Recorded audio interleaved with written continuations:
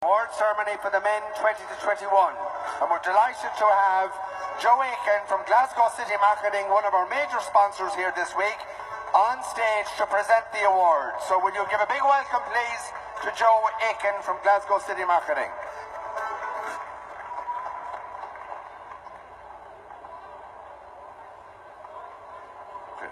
Now, here we go with the award ceremony. Huge welcome to the man who is this year's 20 to 21 World Champion from the Gary Healy School in the Western Region, USA, 113, Nathan Dale.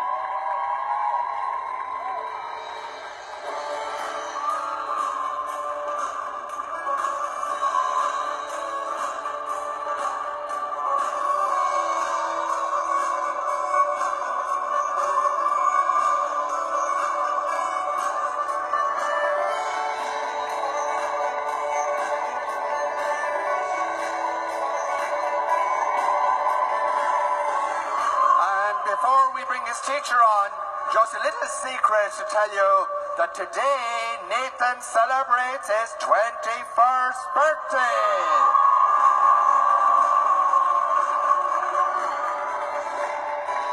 What a way to celebrate.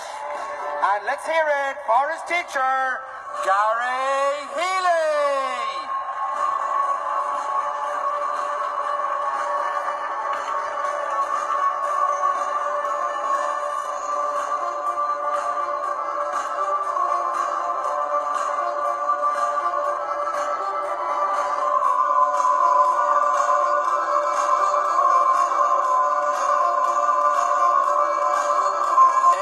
Second place, number 107 from the Ferry Academy, Cuiga Ola era, Gavin Shevlin.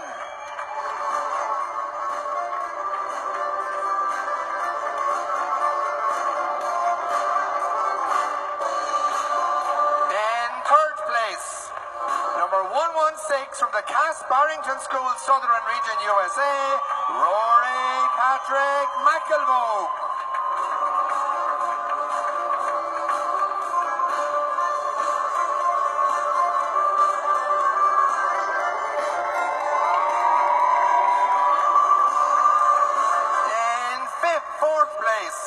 From the Finbar Conway Academy, Southern Region, England, number 112, Eamon Kitching.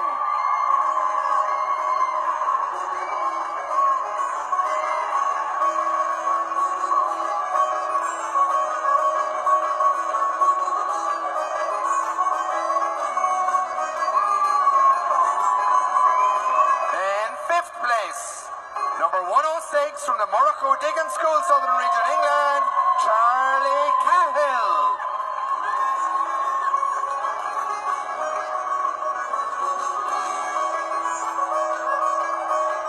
And in sixth place, number 102, James Houghton from the Short School, Eastern Region, Canada. Let's hear it for our world medal holders. And let's hear it now for our recall dancers. Nicholas Mamiris, Kieran Trainer, Thomas Doherty. Hi everyone and welcome to Be My Guest with me, Mary Honan, on Lir Media TV, supporting the Samaritans, Limerick and Tipperary. And in the glorious sunshine over there in Chicago is Gary Healy. Not a breeze in sight, Gary. No, it's a beautiful day here now in Chicago. A few clouds in the sky, but I think it'll hold out now for the hour, Mary. Yeah, and I can hear Rocco. Is that Rocco barking? Oh, that's the two of them now. There's two boxers. Yeah. We'll get to see them later. Yeah, they're not camera shy, Mary. They'll be over soon. They're like their own.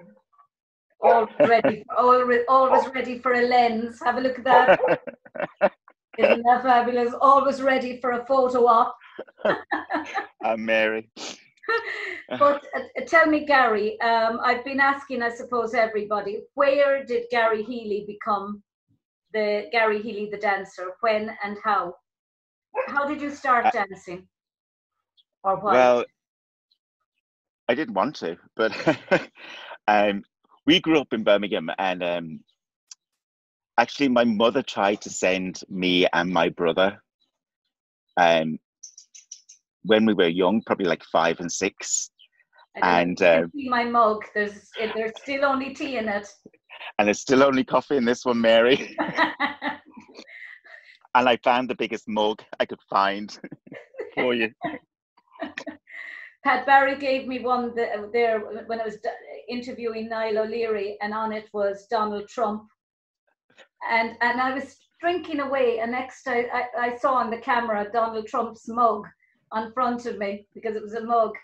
And I thought, I was saying to Niall, this is not my mug now, Niall, and gave me one. Have you got something to share, Mary? No. Are you a Trump? No. Go on anyway. Your mother sent you to dancing. Yeah, she sent the two of us to dancing, and it was short-lived. I think it was probably because we were so young, and my brother had no interest whatsoever. But then a few years later, she sent my sister, and my sister wouldn't stay at the classes on her own. So I went with her just to sit, and they got me up and taught me a step. And I was so shy back then that I couldn't tell them that I wasn't there to learn. So I just went with the flow, and then that was the end of it. I kept going back.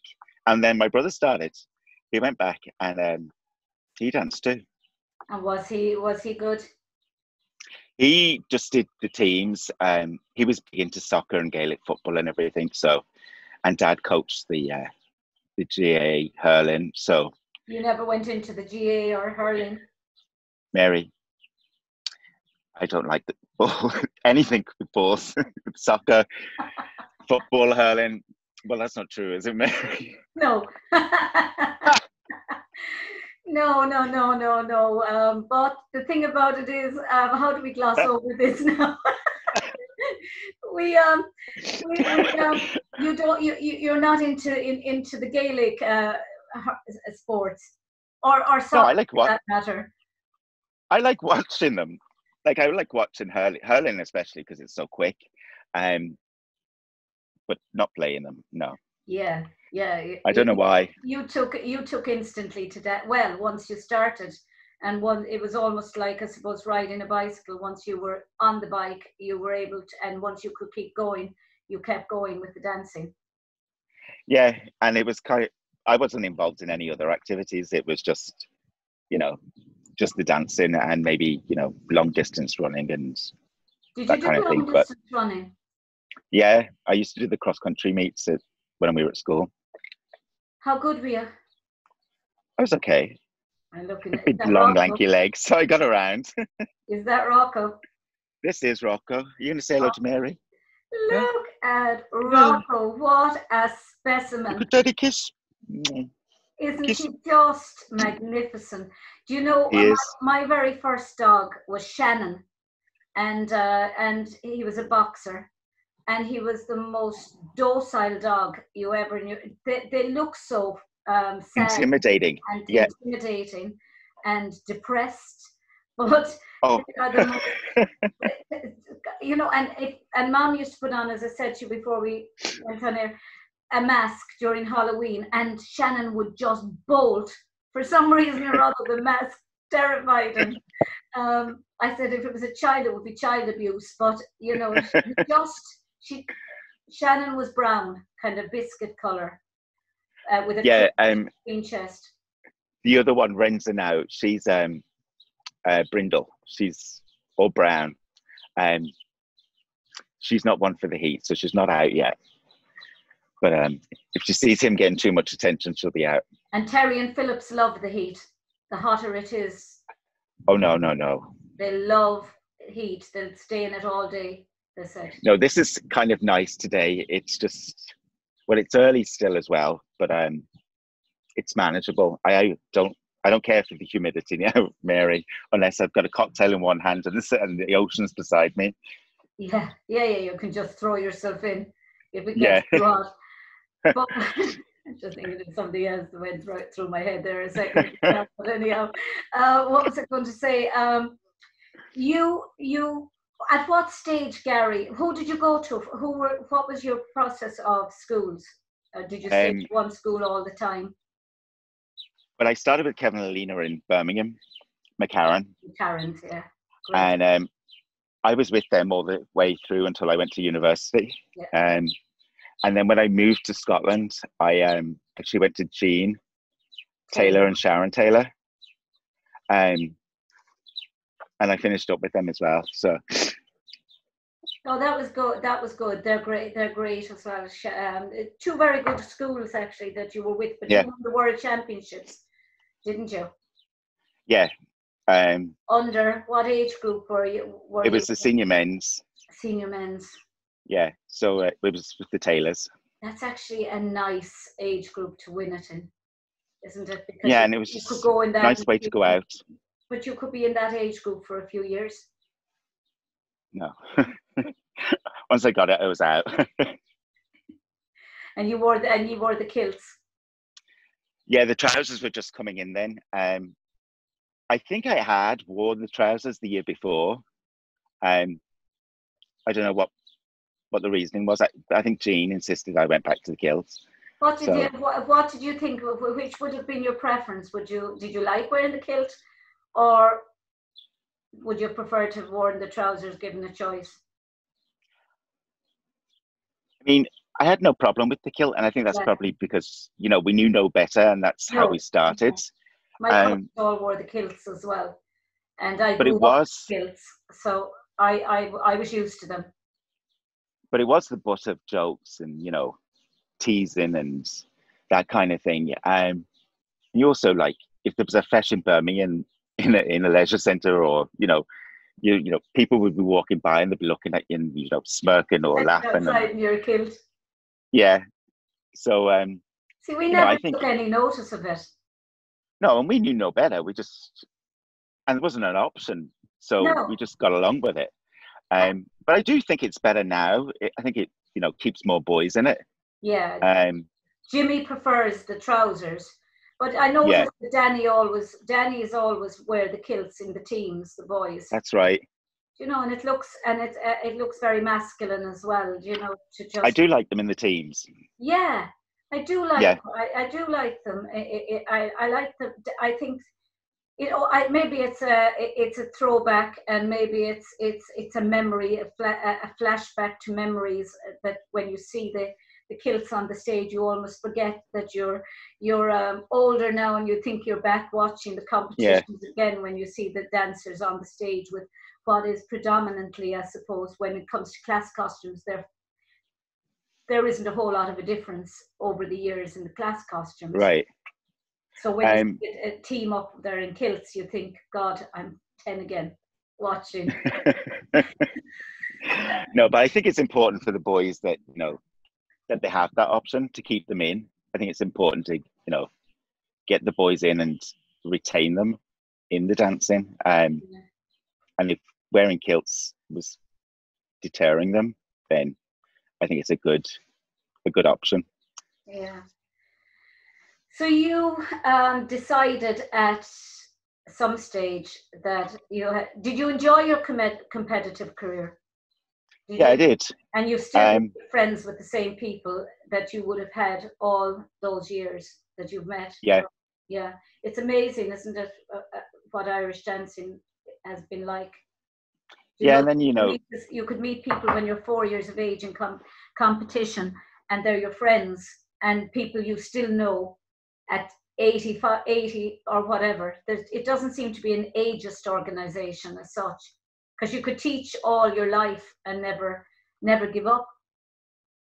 You could be teaching in your 80s, Gary. No.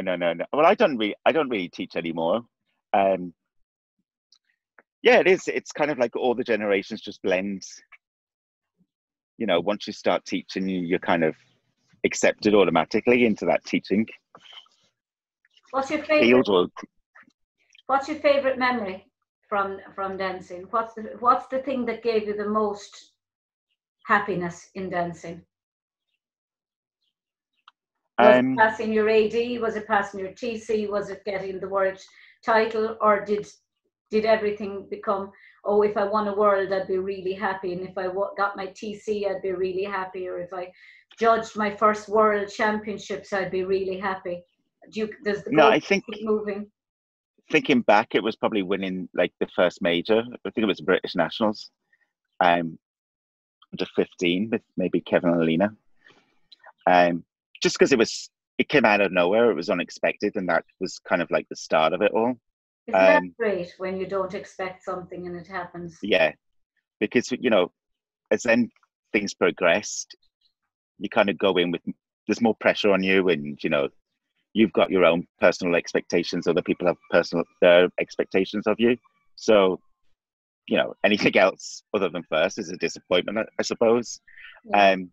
Well, it depends, I suppose. If you're a child that has never qualified for a world and suddenly you qualify for a world, that must be utter joy. And the same if you've never been in the top 10, or you've never got a recall, and you get that first recall, or you get into the top 10, or you get onto the podium.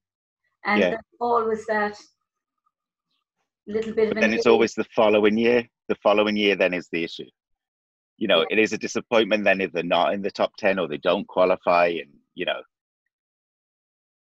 Yeah, that's... That expectation was built from the year before. That you can only go down, you know, especially if you've won the world, there's only one way after that, and that's down, because you can either keep the world championship or you can lose it. And it's when to know when to give up. That must be very, I know it is very hard to know when it's time to end your competition and not go any further. That must be hard when you're at the very top of your game. I know. I mean, I won mine in my seniors, so it was, my days were numbered anyway. So, and there was also like the shows were out there, and I just graduated, and, you know, it was time to like move on and focus on other things. So that's what I did. Tell me about the shows. So I was in Riverdance for five years. Did you enjoy it? Yeah, it was, you know, looking back, it was a unique opportunity, and, you know, I have no regrets whatsoever. Enjoyed my time thoroughly, you know, met some of the greatest people ever. I wouldn't change things for whatsoever. Looking at these photographs here, you with Carol and Trish. Trish. Yeah, I used to, so when I was in Scotland, I used to go back to Birmingham during the holidays, and I would go in and practice with Carol and Trish in the class. So I was in and out of there all the time. There's you dancing. Yeah, that's the video. Yeah, well, it wasn't actually a video. I couldn't find the video, so you might actually send the video if you have it, and then I'll dig it out. And I'll add it to this. And that was a lovely tribute there on previous world champions, Gary Healy. To Jean. Isn't Jean a sweetheart? She is, and I mean, she looks fabulous for the age of her. She has not aged from the first day I walked into that class, which was what, 25 years ago. She still looks the same. She's no wrinkles. She always looks perfect. She's just such a lady. Yeah, she is. One in a million. Yeah, I love the Scanlons as well. They're just great fun. Yeah. They're just. Carol judged my fesh a while back, a few years ago. Now, and she was great fun. Do you know? Yeah, Carol's great crack, and so's Trish. Yeah, you know, they seem to be made. Well, they're obviously their genetics are the same, you know. So I'm trying to see who that is. That's Natalie Devlin behind me with you. You and Natalie Devlin. Behind you? Yeah. No, I think that's Justine Ward. Is it Justine? Oh, behind you. Oh, it's I Justine can't see Ward. the one behind you. Justine Ward. It's Justine Ward. My And eyes then it's are Erin very Pender bad. behind you. Who? Erin Pender? Erin Pender, yeah. Yeah. So it's amazing the friends that you, and you would have made a lot of them from the shows. Yeah, like Erin and Kathleen, I would have met in the shows. Justine, I mean, Justine's that much older than me that she actually judged me. Not much. No, She certainly looks only, she looks very young. You know, she must have had a lot of work, Mary. I'm telling I'm you. only joking, Justine. There's a picture, there's a portrait in Justine's attic, you know, like the portrait of Dorian Gray, Yeah. where he never got old. As long as he kept looking at the picture, he never got old. You know, but Yeah. so how do you think that dancing has changed over the years, and do you think it's changed for the best, or do you think there's things that you know that you would like it to go back to, or do you think it should move on even more? Well, I don't think we're ever going to lose the basics of, you know, the placement, the rhythm, the timing, the carriage. I mean, those kind of elements are timeless, and they'll never change. You know, I think when the show started, we saw a huge difference in, you know, the choreography and new movements coming out and the competitive side of things. And things really did evolve, I think, and it did evolve quickly. But I think now that, you know, we've kind of become stagnant a little bit, and we're not seeing that evolvement and change as much as we did before. And I think that's partly because of all the rules that CLRG have, and they're bringing out constantly and restricting everybody's business and making everybody associated through rules. And so I think if that was lightened up, I think we might see a lot more collaboration, people working together. And do you remember in the past where you could go into people's classes and sit in and just have a chat with somebody, and not be worried that it would be considered an association by virtue of the fact that you just went in and sat down, had a coffee? I mean, when I was growing up in competition, there wasn't that association rule. I understand why it has to be there, but I can see where you're coming from with it was much more collaborative. If, you know, for instance, okay, my mother's friend wasn't a teacher, or my two cousins, they were dancers, but when they used to take me for lessons, private lessons, and Anya Nihu, Maureen's sister, used to take me as well. But, you know, if you had a cousin who was a dancing teacher and she took you for private lessons, she's automatically associated with you now. But she's automatically associated because she's your cousin. Well, if she was a relative, you know, if she was a second cousin or a third cousin, or or if you even called, you know, the association rule is so tight now. You don't. I'm just grateful. I don't really teach now, but as such yet. I will go back again, but you know, it's a quagmire. You don't know.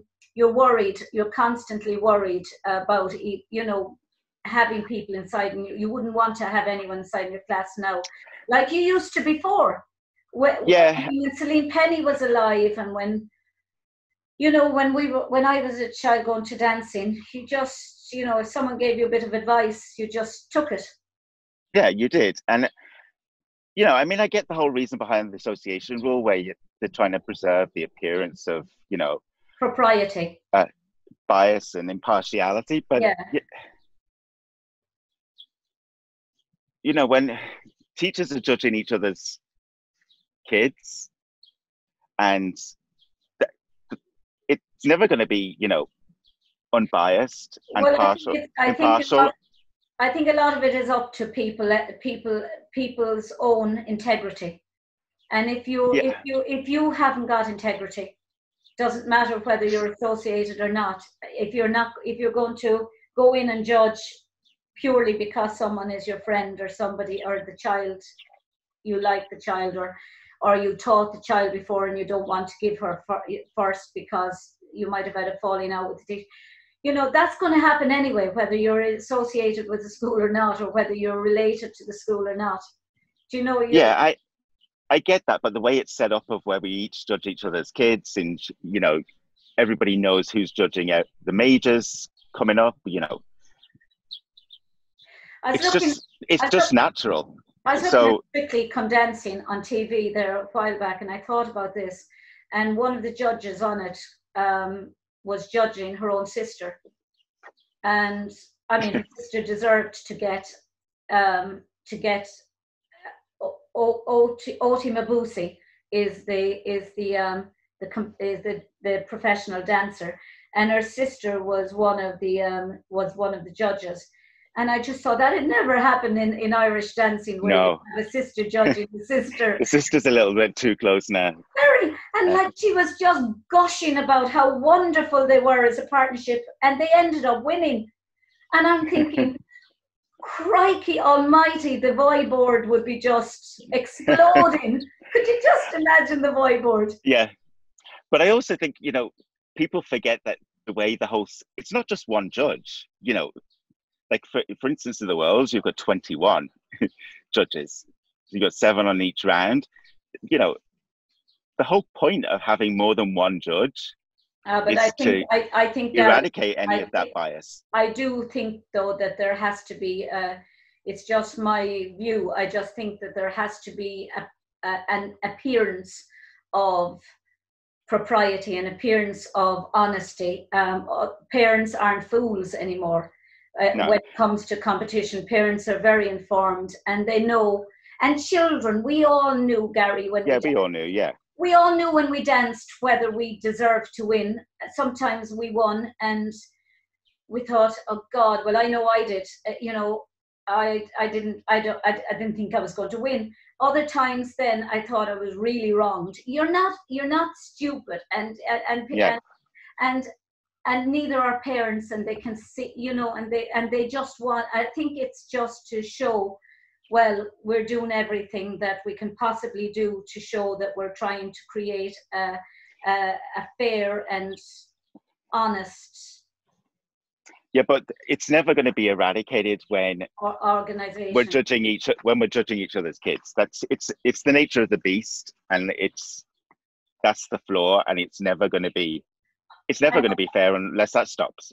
I agree with you in the sense that, as I said earlier, I think it's all down to your own personal integrity at the end of the day, whether you're going to, you know, whether you're just going to go up there and treat and just look at the child, at the dancers in front of you and just say, can I relax? Can I sleep tonight now, knowing that I've actually done the best I can? You're not probably not going to get. You're probably going to look back and think afterwards, was I, you know, did I notice every child or that? But as long as you can be fair and honest, and and you judge on the day, on the moment, and that's the results you give, and that there's no extenuating circumstances causing you to give A, B, C, D, and E result. As long as you can live with yourself afterwards, I think that's. But it's been there. It's probably been there for a long time. It's probably been there since I was a child, and probably even longer. Oh, yeah. You know, but you don't notice it. But I think, you know, there has to be something in place. You know, the association rule. Not sure how strict it should be, but I can understand why Commission brought it in, or felt that they had to bring it in. Do you know? Yeah. No, I just think the whole thing needs re-examined, and maybe train outsiders to do the job rather than we do the job ourselves. Outsiders to do what job?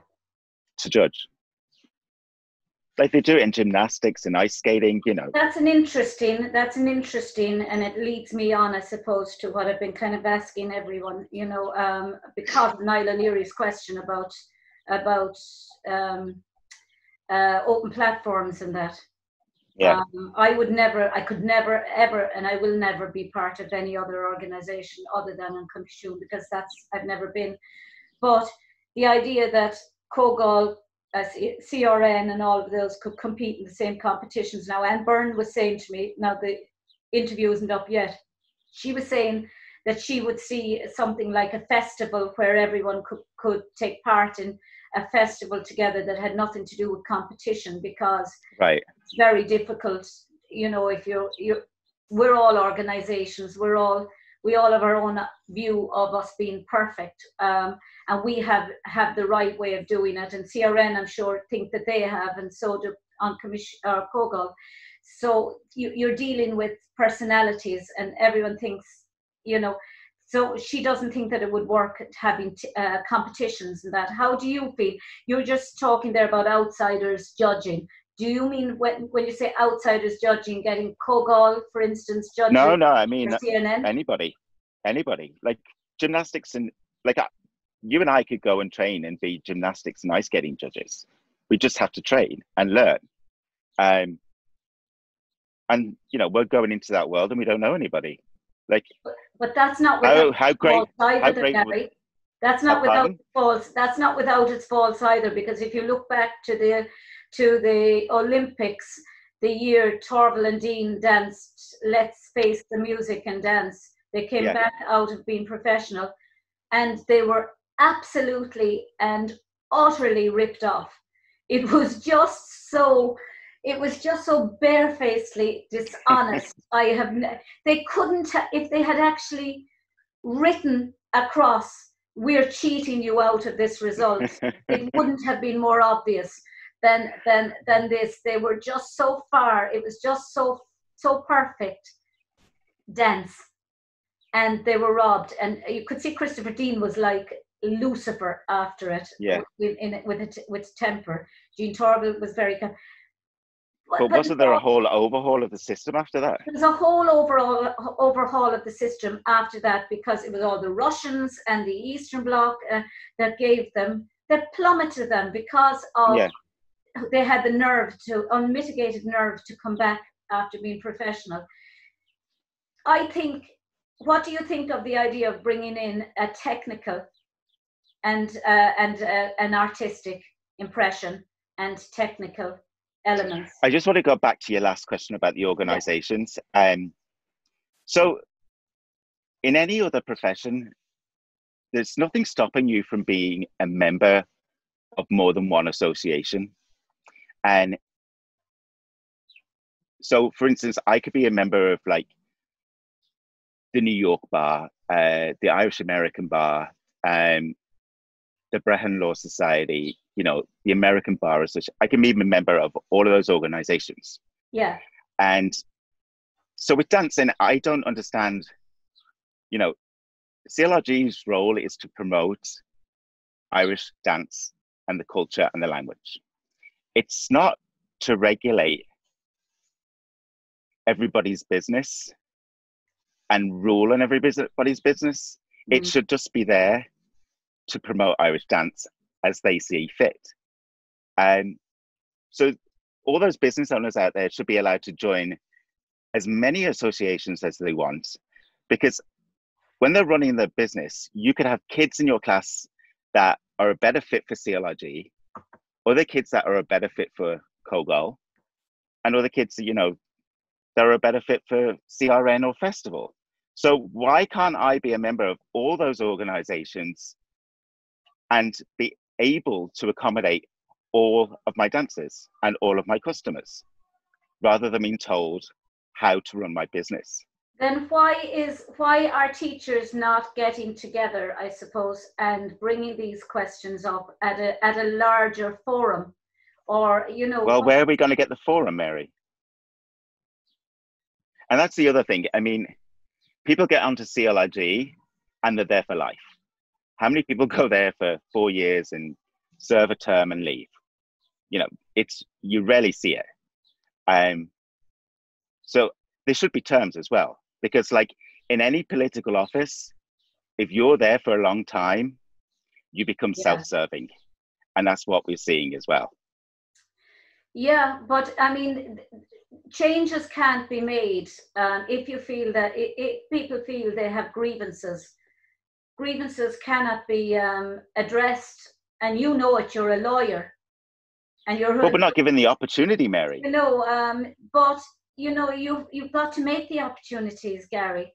Do you know? How do we do that, Mary? I'm not the person. I wouldn't be the person to ask, because I wouldn't even know where to start. But I do think that you know, if you feel you have a grievance, then you air the grievance, and you know, I suppose this, you know, these interviews are good in the sense that they're getting people talking about dance and what they love about dance and what they'd like to change about it and how they perceive it going in the future. And you know, and I suppose there's nothing perfect. It's only everything. No, exactly. Everything's run by a group of human beings, and we're all fallible. We're all only struggling to try and find a right way of doing things. And you're also dealing with personalities. Yeah, exactly. I mean, I don't teach anymore. I don't have my own school anymore, so this is not my fight to fight. It's just the way I see it, that you know, people should be allowed the freedom to do whatever they want, and not be regulated. And well, don't you think that allows for a free for all, Gary? Well, we're supposed to be in a free market. We're not supposed to be in the Third Reich, Mary. No, I know. I don't mean that. But don't you actually, do you actually believe that there's that there has to be some regulations of some regulations? Yeah, they can regulate the competition, but you can't regulate. You can regulate the competitions and how they are run. Yeah. But you shouldn't be regulating how people run their businesses. No, I agree with you. I agree with you there. But as far as the how Irish dancing is presented globally, there has to be, I suppose, some regulatory authority there to oversee that it's actually being presented in a positive way internationally. And that's how, I suppose, An Comisiún would see itself, as a body that's actually ensuring that An Comisiún, that CLRG is represented well globally, or that Irish dancing is represented globally. But, and I do see what you're saying, if Dunn's opened up next to Aldi or Tesco, they all have their own way of running their business. Yeah, and if you don't like it, you leave. It would be like a supermarket association opening up and telling Dunn's, you can't have that, and because you're living next door to Tesco's. Yeah. So you can't sell what they're selling. I understand where you're coming from. How do you think that's going to change? Because obviously you're not alone in your thoughts. No, and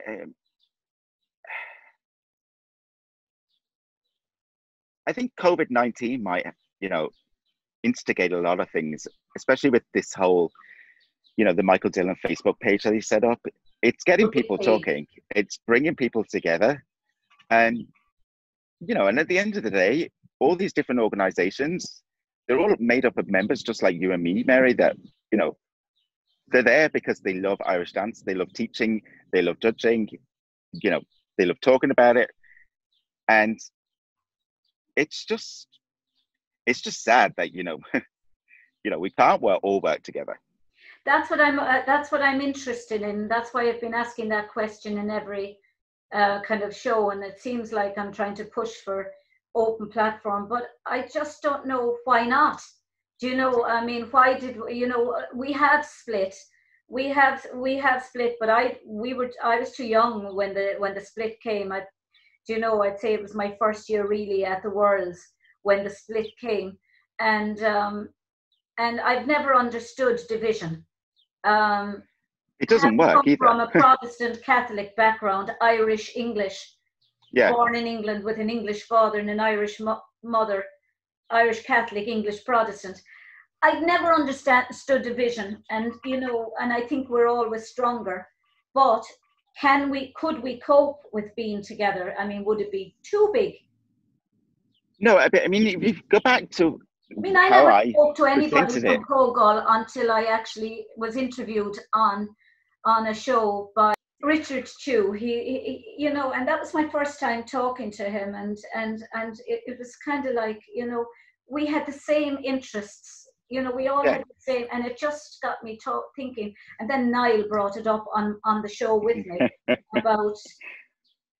And it just it just got me thinking, you know, why do we have that division? And how would it work if we were all one big, happy Irish dancing family? But going back to the way I presented it, like, so I could be a member of all of those organizations if we didn't have the regulation.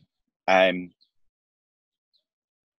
then we could judge in all of those organizations and teach in all of those organizations. And I don't see what's the problem with being a member of more than one organization. No, I don't either, being honest with you. I'm just being devil's advocate now when I say that, you know, on commission will probably say that it's, they're doing it to maintain the standard of on commission or Irish dancing worldwide, so that you can keep everything in a controlled manner, that everything is kept upfront and fair. Whether that's happening, I'm not quite sure. I mean, so I don't know, like, as long as you're a member of each organization and abide by each organization's rules, I don't see what the problem is. Like, if there's certain requirements on how you teach and how you judge in Kogol and you're abiding by them, then that's, and it doesn't affect your work with commission, I don't see what the problem is. I do think they would have to regulate some kind of, with the dancers and those teaching, you know, that they could be only on one track, and if they wanted to switch, they'd have to do some kind of like sit out period. But I see no reason why teachers. What do you think of the what do you call it? When children leave a school and they move to another school, the temporary. My brain is a little bit. I don't think there's any problem with it. And let's look at it this way, Mary. If you had the same teacher from kindergarten all the way through your life, you wouldn't be sitting here talking to me now, because your range of knowledge would be very limited. And I think it goes for dancers too. Like, you're there to learn. If you think you've reached the end of the road with one, you should be allowed to go. Like, we're here to learn. But do you think they should do a transfer, or should No. the transfer be short? Because some will say the transfer rule is too long. Others will say it's too short. Others there shouldn't be one. Be a transfer rule. That people there shouldn't be a transfer rule. Let's face it. Where do you think it came from? It came from teachers trying to protect the school from younger teachers coming in. So they came up with this. Well, we used to have the 2-year rule, where you couldn't take transfers for 2 years as a new teacher. It's just there to protect people's businesses. And but is that wrong? Yeah, it is wrong. It's a restriction of trade. We're in a free market, Mary. People should be allowed to spend their money where they feel fit. And, you know, it's also hindering the child's learning experiences. Because I'm asking what other people might actually be asking. So, yeah, no, I get that, Mary. But I think it's hindering the child's learning experience as well.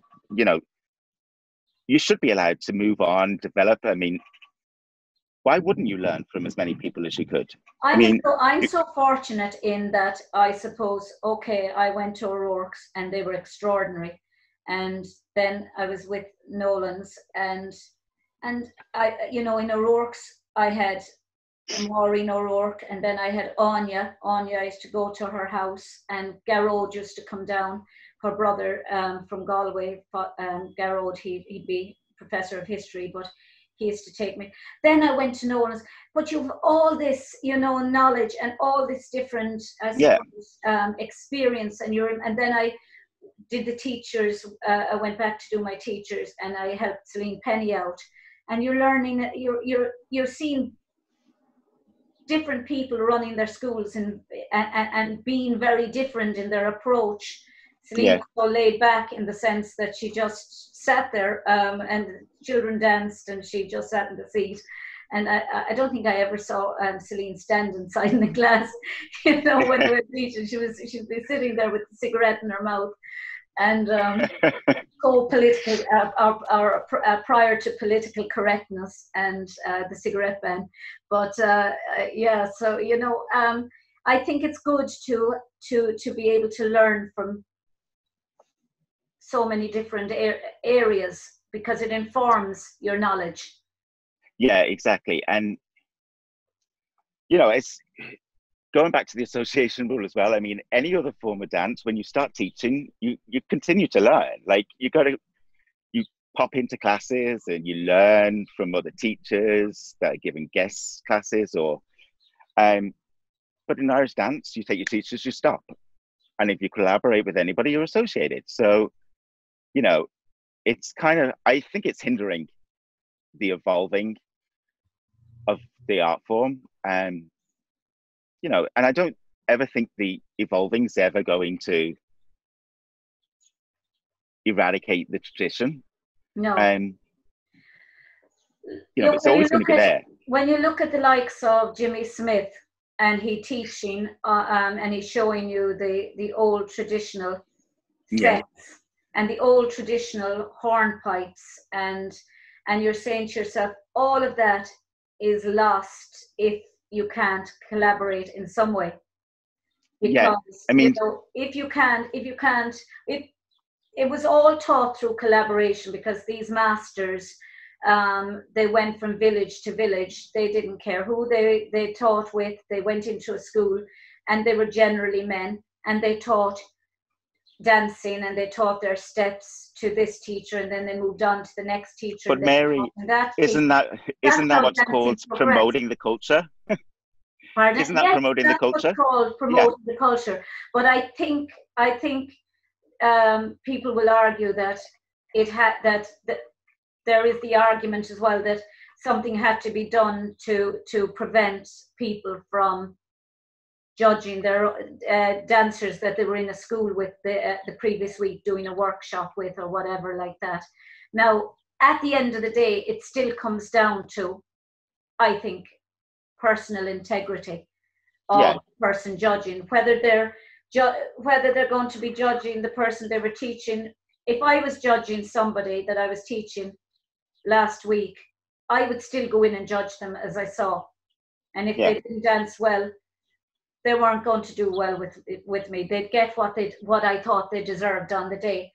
And I'm sure you'll be, you know, the same. Yeah, I mean, but, you know, obviously some people are not like that. And, you know, I think, like, when we go to pick a jury, Mary, you know, we don't know the jurors and what their background is. But the first question we ask them is, do you think you can be fair and impartial if you sat on this trial? You know, and I think that's what everybody should be sitting down and asking themselves before they judge, if they can be fair and impartial. And if they can't, don't sit down. Yeah. I mean,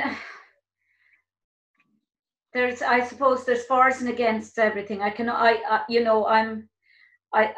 see both sides, very much see. I can see where An Comisiún is trying to create this level playing field, or this appearance of honesty and fair play, but I can also see where it's eroding the ability for a free market for people. Yeah, I mean, and I don't think you're ever going to eradicate or dishonesty, because the system's flawed, and the flaw is that we're judging each other's kids.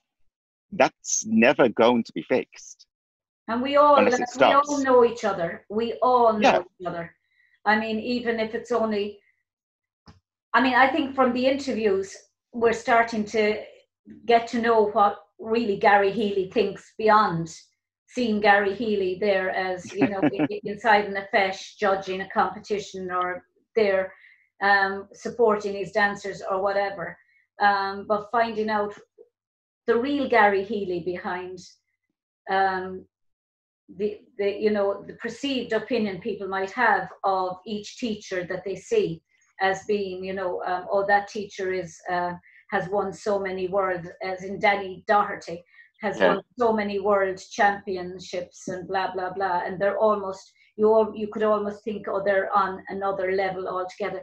But then when you sit down and talk to people, you realize that we're all just human We're beings. all the same. Yeah. And we're all the same, and we all love Irish dancing, and we've all got to know each other through dance, and hopefully for the rest of our lives. And it's something to have from the cradle to the grave. Yeah, and I think, you know, people are afraid of change.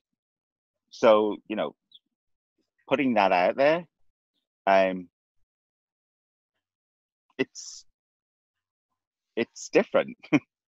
And you know, like anything else that is change, it's going to receive resistance and pushback. And, you know, will it happen in our lifetime, Mary? I don't know. I don't think so. No, but I mean, you left the UK. At what stage did you leave? What made you decide to move to the US? It was with Riverdance. So in '97, I graduated, and then I actually went to London and joined the show. And I was there maybe like 3 weeks, and I broke my ankle. So I went home again, and I actually started working for Charles Schwab, and I danced Another World. And then I joined Riverdance in the States, and I was with them for 5 years. And the last 2 years, we ended up in New York on Broadway. And while I was there, I decided I'd get myself an internship because I've got this empty resume and I'd be going back home to find work. And so I started interning with a firm there. A law firm. Yeah. And, you know, I found out I could take the bar exam, and then, you know, I could start applying for jobs. And I was like, maybe I should do this. So I took the bar exam, I passed it, and got a job. No better book. The rest is history. Yeah, and you know, thankfully, when so I started law school in '93, and it was '94. Riverdance was on Eurovision, and I got a call maybe like over the summer to go and audition. And I remember my mother going, "You started, you will finish," in regards to my degree. And it was the smartest words ever that I adhered to, because, you know, I ended up in New York, and if I hadn't have finished my degree, I would never have stayed. You know, I would have come back home. And so you'd never have met David. No. So things happen. How important, Gary, on a personal note, how important was it when you were given equal rights to marry, when that came in, and especially when Ireland voted it in? So Terry and Philip said that was the biggest joy for him, was when Ireland voted it in.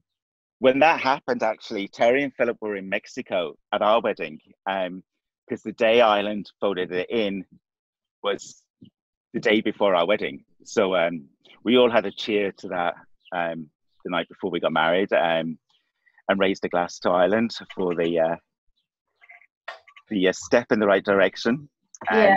Which is remarkable, that a nation that is so, you know, wrapped in Catholicism, you know, went out and voted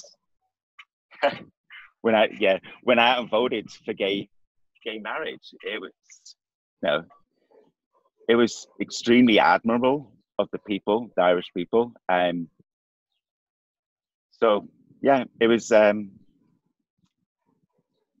day was very important. And, you know, I never thought growing up I would ever see my parents in Mexico at a gay wedding.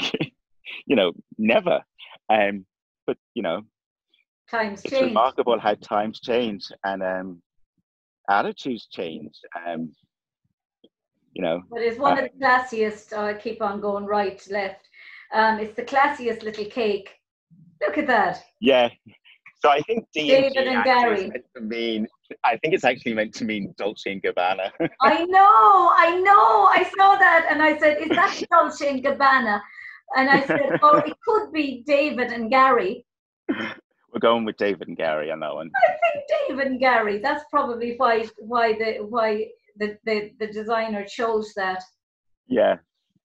Really classy looking little wedding cake. How small was it or how big was it? It looks Well, be any size in that photo. Look at yourself up there judging. Don't you look yeah, so that's from. so organized and officious? That was from the Worlds in City West in 2011. That's in the main room. I judged the Worlds in Belfast in I think it was 2005 or 2000 and something, and my name was pulled out of the hat 3 days in a row. I think they were hiding it in the end in case my name would come out again. But I've never won a raffle in my life, but every day my name went in, Mary, and when I'd see them struggling around the Honan for some reason or other, I'd see their face scrunch, and as if to say, how do I pronounce this? And I'd say to myself, the name's after coming out again. I'll never forget the first day I judged. I thought I was going to die. I got a migraine with the shock but once you're up there and you have the audience at your back, you just forget the nerves. Yeah, like, you know, once you sit down, you settle into it and you get the first mark down, it kind of paints a picture for you. Like, I think they're all coming out, you know, the top group, most certainly to me, they sort themselves out. Like, yeah. You know, I think the dancing just speaks for itself and they just all slot into place. Yeah, but I mean, it is nerve-wracking. I remember walking in and judging the heavy round of the girls under 11 God. at the first Worlds I judged, and I got the boys under 11. And I don't know why, but for some reason I didn't go to the All Ireland that year, and I was nervous that, you know, I was going to miss somebody, and because I didn't know them, and you know, yeah, and the first three groups maybe. It was nerve-wracking because you know that first mark that you put down. Oh, you're shaking. It's the scale. Your hand is just like you can't. I couldn't even feel my and I can still remember the competition. I walked out. I had a bursting migraine all night, and they gave me painkillers inside the hall.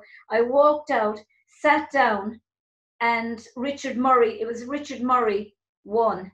And it was the first stage group at the World, but he came, two of the dancers came out, and it was the first round, and one of the dancers got violently sick on stage, and I had to I can still remember putting my head down because my head was exploding, and they had to stop the competition and bring us back in, and after that I relaxed, and I think it was just I just thought, well, as nervous as I am, they're just as bad, these children. Yeah, and I think just got violent. So when something like that happens, it gives you time then to relax and chill and chat with the other judges, and you know, that in itself relaxes you, I think.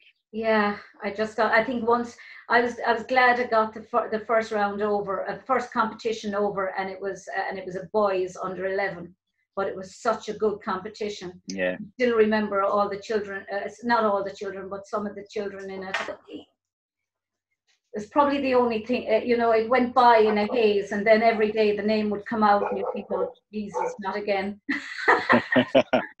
And now I'd give anything. But it was just your first World. You're just thinking, God, I hope I don't let myself down, and I hope I don't let, who's it working? It's the two of them now. The two of them. But where do you think you're going to go from here now, Mr. Healy? Judging, or are you going to go back dancing, teaching? No, I'm not going to go back teaching maybe a workshop occasionally, but I don't have the time. I don't know how I did it, and when I stopped, that's when I was like, where did I have the time for this? I'm working 50, 60 hours a week, and then trying to teach on top of that, and in order to have a good school and do the best you can by the kids, you need to be in that studio all the time. And it's, as I get older, I can't do that. My legs are wrecked, my knees are wrecked, and physically and mentally, I can't work that many hours anymore. So there's a time. There's a time for everything, isn't there, in your life?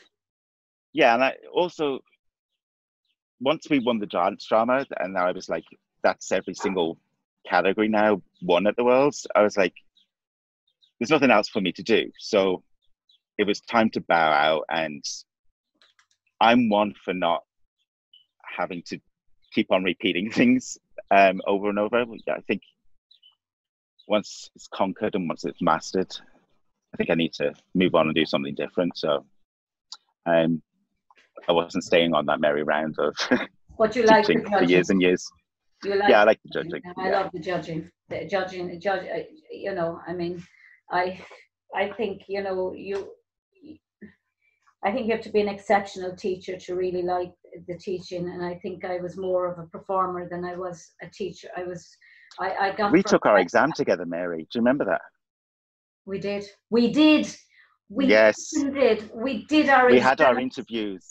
We had our interviews exactly at the same time, and we were in that holding room together. Oh, the holding room! It's like two boxers going into a prize fight, being kept in a holding room. I felt like I was after being beaten up. I just remember you coming out. Oh, I made a mistake. And I was like, Mary, say nothing unless you're asked. and then you came out and you said, I told them straight away. Sorry about that.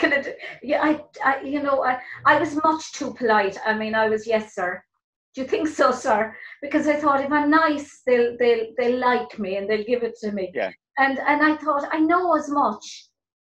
Why am I just not being assertive? But my life had been just an absolute unmitigated disaster before my exam. And I thought that the exam and passing the exam was going to change my life and make life worthwhile.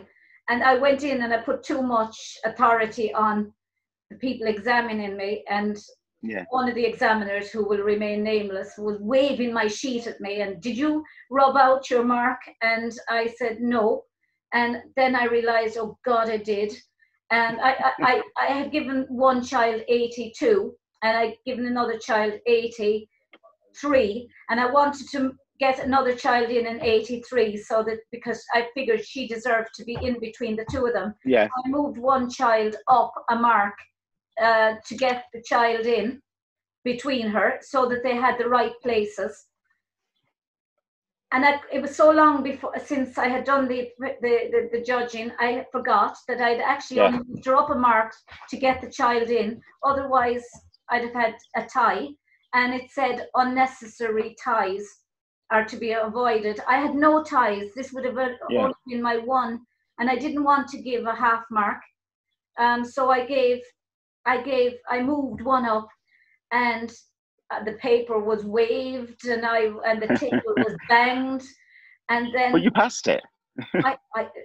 No, I didn't that first. Yeah, you did. That time with you, I passed it. Yeah. And I can remember Ronan McCormack behind us and Ronan had a calculator that was about that size. And when I saw the calculator that size and my little one, I thought, Jesus, I should have brought a big calculator, because I could hear him hitting working out the maths. Yeah, I don't know why we do the math though. because it's all done for a set of fish. I thought I was going, when I saw the maths on it, I thought I'm going to fail because I never passed maths. Ever. Yeah, Anyway, it's kind of silly, I think, to have it. Maths test is only just one other thing to drive you insane. Yeah. In that, what can we think of now that will actually drive them more insane? Oh, we'll get them to do maths. Gary, it was actually great having you on. It was good to see you too, Mary. Your knees are lovely on the camera. Oh, they're making a screen. Thanks, Mary. You're welcome. You've got dancer's knees. Thanks very much for coming on. Mary, thank you for inviting me, and it was good chatting with you. And hopefully we will see you post-COVID-19 soon. Hopefully. Hopefully. Yeah. The last time I saw you actually wasn't at the Great Britain. It was when I judged your fesh, the fancy dress. Oh, Lady Luck. Lady Luck. And Sally came as Bumblebee. I remember Lady Luck picking you up from the hotel that morning. Mary, you sure had them pushed up and pushed out that day. They're not there anymore. Oh, they were there that day, Mary. I've lost 2.5 stone. So thank God, you know. But anyway, on that point, I think we'll end. Mary, it was lovely chatting with you. Thanks, Gary. All right. Bye, love. Bye-bye. Bye-bye.